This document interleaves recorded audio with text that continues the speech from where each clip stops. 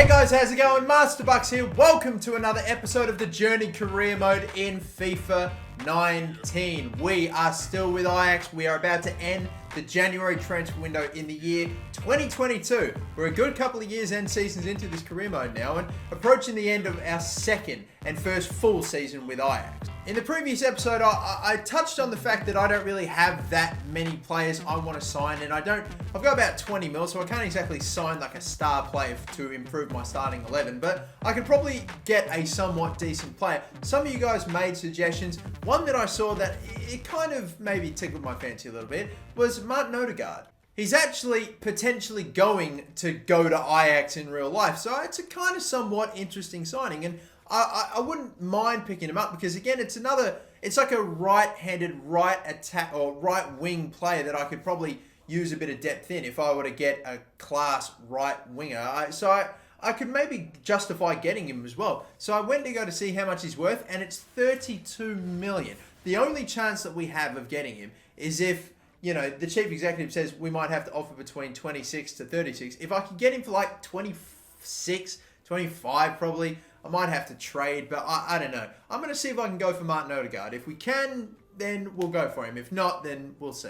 Now, we've honestly got quite a fair few centre-backs, so I might have to try to trade because I don't think I'm going to be able to just pay for Odegaard with cold hard cash. We'd want to bring in either a midfielder, right, fullback, or winger. I suppose in that case, I don't want to trade Oliveira because he could very well become the next player I start over Tagliafico. I do have another left back. Maybe I could justify getting rid of him. We've got a couple other right backs. You know, I'm going to try trading Mitchell Baker here or yeah. I'll see if that hopefully we'll be able to save a bit of cash through trading him.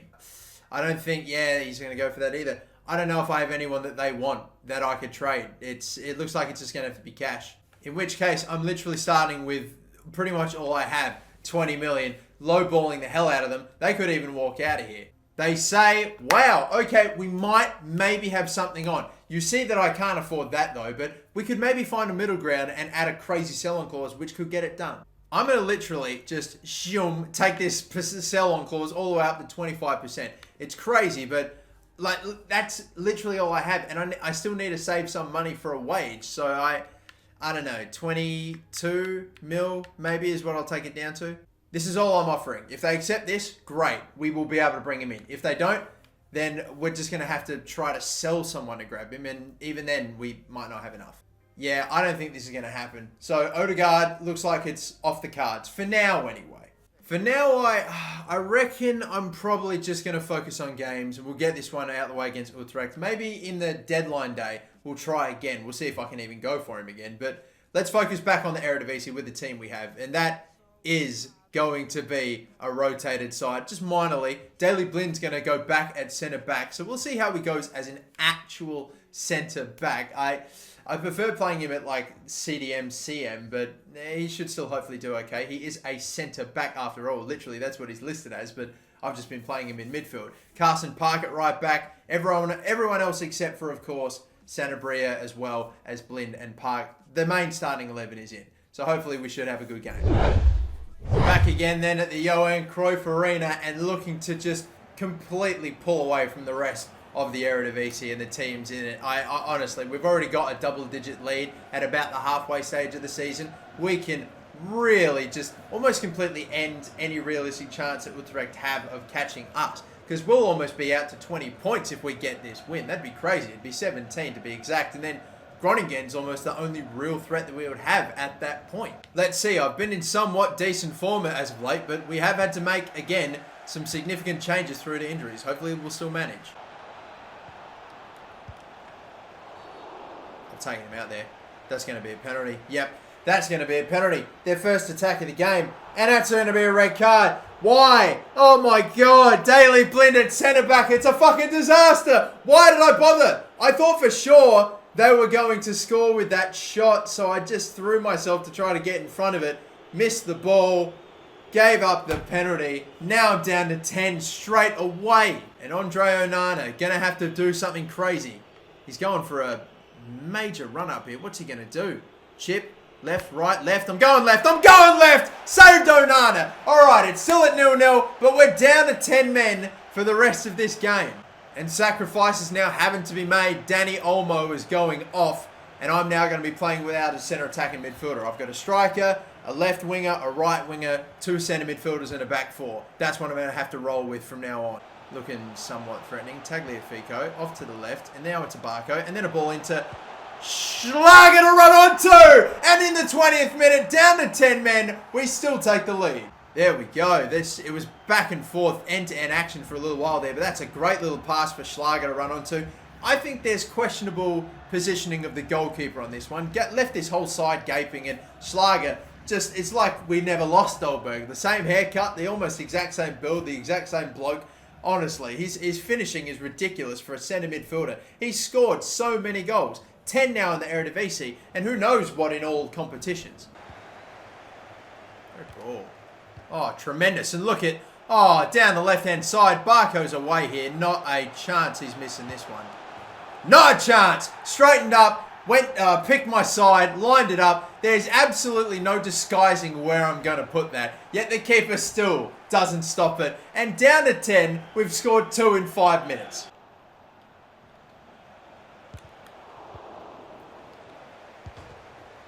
I just literally mouth wide open just watched in horror as all that unfolded.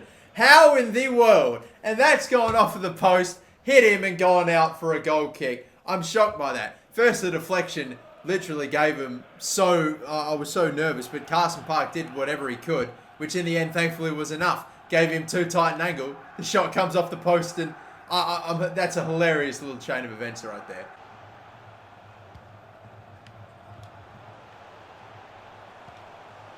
Set that one up nicely, didn't we? Oh, for the woodwork, though. They've hit the post. We've hit the post. And I reckon half-time, surely we'll be coming up here. Nah, they weren't going to get that attack. Not a chance. 2-0 despite losing Daily Blind within 5 minutes. They had a penalty. They couldn't convert it. And we have somehow, despite looking like this game was going to be a disaster within the first 5 minutes, taken a 2-0 lead. And it barely feels like I'm down to 10 men at all.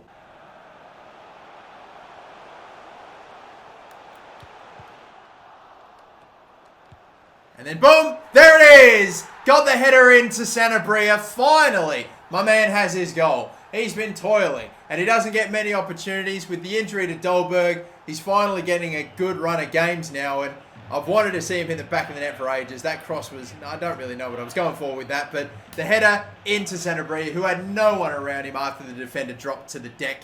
And there it is, finally, a goal for Antonio Sanabria. And it is 3-0. We will win the game from here now, and it's a testament. Despite being down to 10, we have still put on such a dominant performance. It's just unfair for the rest of the competition for us to be this good. Outright here. No, not yet. Not yet. When? If at any point do we do it? Here it is. Here it is. No. Oh, we'll get a follow-up effort. Oh my God, off of the fucking woodwork. Ezequiel Barco, 2 golden opportunities. One way more golden than the other. Had a pretty much open net from a tighter angle, sure, but fuck me. We've hit the woodwork twice today. Oh, he's gone for the clearance, and I thought for all the money in the world that went in. Jeez, it even looked like it nestled in the back of the net. My God. Look at this touch just to... there you go. What brilliant defending to keep our clean sheet. That is a gorgeous little toe poke to get it away from ending up in the back of the net there. And that'll do it, I reckon. We are going to come out with a 3-0 win. We lost Daily Blind to a red card within 5 minutes, and look at the result. My God. Wow, I'm shocked. The last game that we played in the Eredivisie, in the last episode against AZ, that was a 3-2 win. We actually sort of struggled a little bit. We were on top for the majority of the game, but they kept picking us off on counterattacks. We were down to 10 men right from the get-go and yet won 3-0 in this game. You just never know. You never know. And I mean, they had their chances as well, but couldn't take them. And some good defending from time to time denied them, obviously picking up anything from that game. And we now extend our lead over them to nearly 20 points. It's 17 against third place in the Eredivisie. That's what a gap at the halfway stage. But now we've reached the deadline day. I'm going to see if I can go in for Odegaard or not, because there's only been a couple of days past. So I might not actually be able to go for him. I don't know. Nah, nah, not enough time has passed for me to go in for another offer. Well, that sucks. I'd hope it in toward the end of the transfer window that they would have fucking corrected that and that you could at least go in on at least the deadline day. It's very annoying for another offer, but no. All right, well, I've got 20 million left and I don't know who I'm going to spend it on. You know, I think I'm good. I'm just going to spend that money on like sending another batch of scouts away because I actually haven't got scouts searching for youth academy players at all right now. So when we get out of this deadline day, I'm going to advance ahead because I've got like one or two players loan listed and transfer listed that I might look to let go, and I'm just interested to see if any big offers come through at all. We're pretty far into it, and the only offer that we've had in the deadline day is for Christensen, who, like, it's only a $15 million offer. It's a little over his value for sure, but I'm surprised he's not worth more than what his actual value is. For a 78 rated 24-year-old right back, I'd have thought he'd be a bit more than that. But I'm not accepting that. I don't think I'm going to accept any offers. I reckon we're pretty much done for this deadline day and for this transfer window. Just the 300 mil spent. It's a modest average amount spent for a deadline day. And we also pick up the manager of the month. I'm not that surprised. But look, I promised you that I would send away these scouts at the beginning of the new month. And I'm going to do it here. 1st of February, we're going to get a new bunch of scout reports every single month. Last time I sent all the scouts away to the nations that they're from. Now I'm going to do something a bit different. Now I reckon I'm just going to go to the surrounding nations around the Netherlands. I've got a Dutch scout. I'll send him to the Netherlands. And I'll send Carlos to Germany and the other scout that's not from the Netherlands to Belgium. So Max Baker goes to the Netherlands. We've got Carlos Pateria over here going to Germany. And then we're going to send the Polish scout to Belgium. So that's pretty good spots to look for. Belgium, Netherlands, Germany. We can definitely come up with some hopefully pretty good talent from those areas and from those countries. And I'll tell you what, guys, I'm going to be honest because I really wanted to get going with this career mode a bit more. We've spent a fair few episodes in just this first or second season, should I say. I'm probably going to sim every single game in the month of February. Literally every single one. Even the quarterfinal of the Orange Becker, because I feel fairly confident that this is going to end in, that this game is going to end hopefully in a win. I'm only saying that because it's a home game and the opponents aren't exactly top of the Eredivisie or anything like that. The other game, of course, being the first leg of the Champions League round of 16 against Dortmund. I always sim first legs. I don't play this 2 legs typically unless it's a huge game, but we'll sim the first leg against Dortmund, see what position we're in for the second leg. So if you don't mind me, I'm going to sim to the 1st of March where that second leg against Dortmund is, and we'll check through all these results in a second. Okay then, so we have made it now to the 1st of March, and of course, being the 1st of the new month, we also get our first batch of monthly scouting updates. So let's see who we've got in the Netherlands, in Belgium, and in Germany. Not really anyone to talk about from Belgium. In the Netherlands, it's not great. Frank Janssen has a nice overall value, is not great. The potential is okay, but no standouts here. And in Germany, unfortunately, it's the same story. Bjorn Falk or Falker, whatever. Not really an awful lot of exciting talent to get excited for in the first month. I did have some youth academy players saying they wanted out. This man was one of them, Andreas Baran or whatever. His potential is garbage. His value is no good. I'm just going to release him. Honestly, there's no point. And the other one was Dabrowski. Now, even though the overall is not great, the potential is banging. So yes, I will promote you. I'll also go ahead and... Hang on a minute. Oh my god, I have got a youth academy player and a scout with the same fucking name from the same country. A Portuguese scout, Carlos Pateria. I know I have. And now a goalkeeper, Portuguese, called Carlos Pateria. Fuck, they need to... honestly, EA, you've got to improve the amount of names, because you get so many blokes that end up getting named the fucking same. You've got to improve the depth of the list of names that you have on offer for Regents, because it's fucking ridiculous. God damn. Well, anyway, let's see what all the results were in the month of February. We did win that quarterfinal. We are still in the Orange Becker, and I will play the semi no matter who it's against, and I will play the final as well, hopefully, so long as we get there. We drew against Hercules. This is the big one. The first leg against Dortmund is a loss. And it was an away game. So we're not going to have the chance to get an away goal either.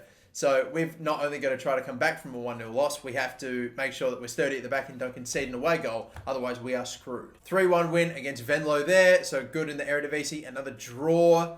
Not great. A win. A big one at that. And then another win. Okay. That should hopefully solidify our spot up the top of the table. Yeah, it pretty much has. We've still got a 12-point lead going into the final 10 or 12 games of the season. So it's looking sweet. It's looking solid. When you've got more points than games remaining, when you've got more points than you have games remaining.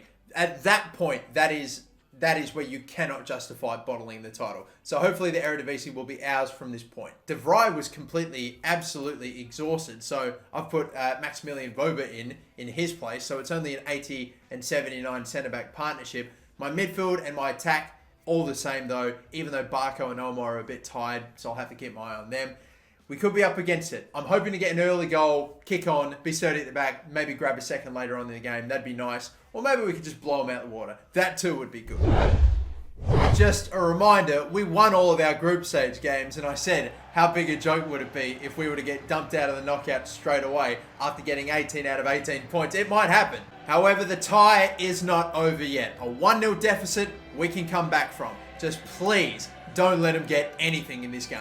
But Dortmund's team, I wonder how different it looks in the year 2022 in this career mode. I did see a few familiar faces and some new ones. Paco Alcacer, Marco Reus, for example, on the bench. They've got Catrone. They've got Paqueta at centre attacking midfield. Lopez, Sancho still there. Delaney, Dahoud. Didn't get too good a look at their back four or their defence. But it's actually still somewhat similar. They have new names. They have new faces. But it's not that different a Dortmund team as we get the second leg underway.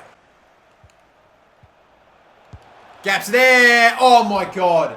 Roman Berkey, one of the still real-life Dortmund players in this team in the year 2022, coming up with a big stop there. I thought that was ending up in the goal.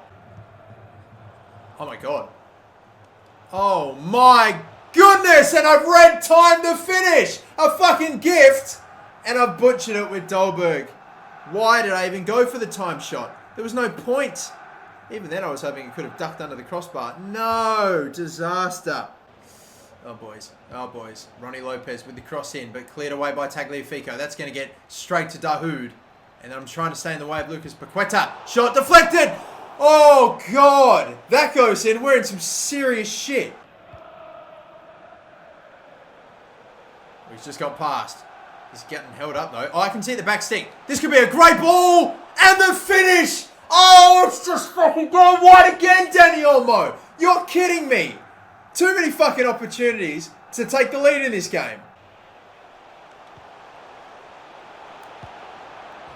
Yes! Finally! Fucking finally. I wasn't saying a word until I eventually put the ball in the back of the net. Because it had been doing my head in. Finally, we've got it. Finally, for Ezequiel Barco. A little pass to him. I specifically ran at that left back, hoping that he would come to close Schlager down. That's what happened. That's why Barco had the space and the finesse into the side netting to make it 1-0 in this game, 1-1 on aggregate, and hopefully we've just taken our first step to taking ourselves through to the quarterfinals. Still a bit of work left to do in this game, but at least we've finally tied it up on aggregate before halftime. Oh, yes. There it is. Another chance. Save fucking again.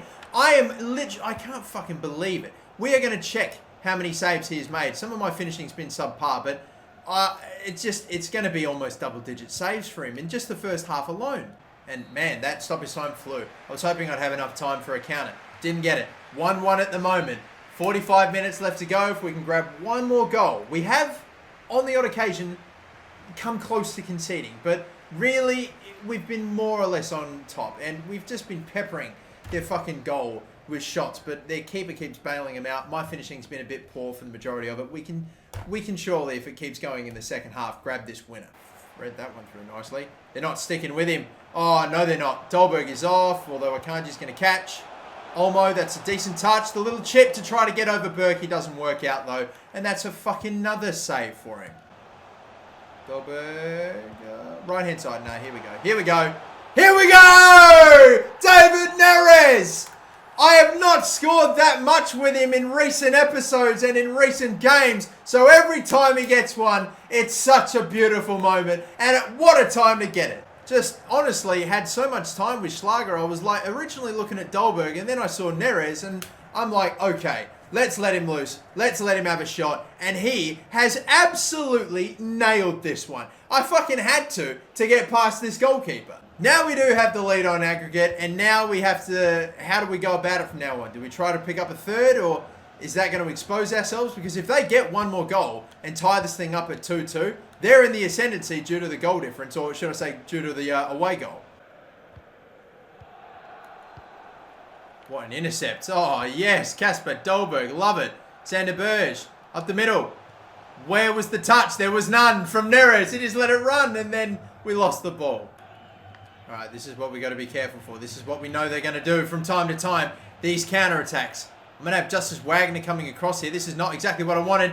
Didn't even stop the cross. Tagliafico gets the header away. Corner. 10 minutes left to go in this game. Please, lads, just the clean sheet. Get it done. Guerrero. Oh, that's opened up the angle for the cross. And Royce heads it straight to Onana. How much stoppage time? 4 minutes. We might get away with this one. We're going to boot it to the right-hand side because we have options there. Neres, he can run onto it. That's really well kicked away. Well upfield by Onana. And with time ticking down, that should be that. And that's that. Done. Finished. Christensen ended up picking that one off and then ended up being out of position. So they had that left-hand side to go down if there was time, but they didn't get the time. The referee wouldn't give it to him. And we walk away with a 2-1 win on aggregate. We were down 1-0 going in from the first leg. But there you go. We're through to the quarterfinals. That's really all I wanted. Just not to get knocked out straight away in the first knockout stage game when we had won every game in our group. Now that we're through to the quarters, that's respectable. We will see who we end up facing. Oh, my God. Barcelona ended up beating Inter Milan on aggregate. We've got Man City winning 1-0 over Juve. And it's 0-0 draws still with Atletico and Lyon. I wonder if some of the second legs are yet to be played. But at the moment, Leipzig going through, Milan going through, PSG and Manchester United. I'm just going to move on ahead to the next Eredivisie game, give it a sim. We'll also wait for our quarterfinal draw to be done and to see who we're going to end up getting. I don't think it's actually happened yet at this stage, so we'll just sim this game and hopefully get it out of the way and hopefully get another 3 points. Thank you. Bloody hat-trick. How about that for Ezequiel Barco? And he missed a penalty. So that would have even been, wow, that could have even been more. And the draw for the quarterfinals is done now. Here we go. It's Ajax versus Napoli. I honestly, looking at every other team in there, maybe with the exception of the other Italian team, Milan, I'm pretty happy with who I've got for the quarterfinals here. Napoli, out of literally every single one of those teams, Napoli or Milan, I would have taken one of those two. Holy shit, could we potentially be?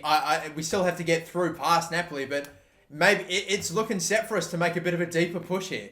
There's only so many games left in the Eredivisie, and they've won their last 3 in a row at the very least. What about this one, though? Time to put it to bed. And even though we get the win, again, it's been too long. We've simmed a game and gone without picking up an injury. Well, now it's Kasper Dolberg, again, who's just come back off getting an injury. And would you fucking believe it? He's done his MCL. So after coming back from nearly a huge injury, like a crazy long injury, that I thought was not going to be that bad an injury because he got injured in the 82nd minute and I think played on, unless I missed a substitution. I thought he played on, so I thought he would have been all right. A 2-month injury, that surely in like halfway through March, that's got to be almost him done for the entire season. I am now going to leave the episode here because this game, the semi-finals of the Orange and Becker, we're going to hopefully try to go back-to-back and against Utrecht, who I know are a good Eredivisie team this season. They're up there.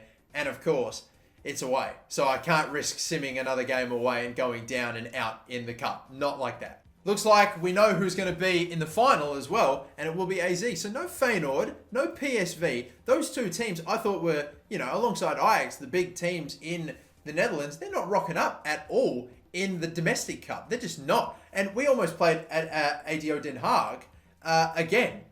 I think we played them either in the semis or the finals last season. But no, it's going to be AZ again.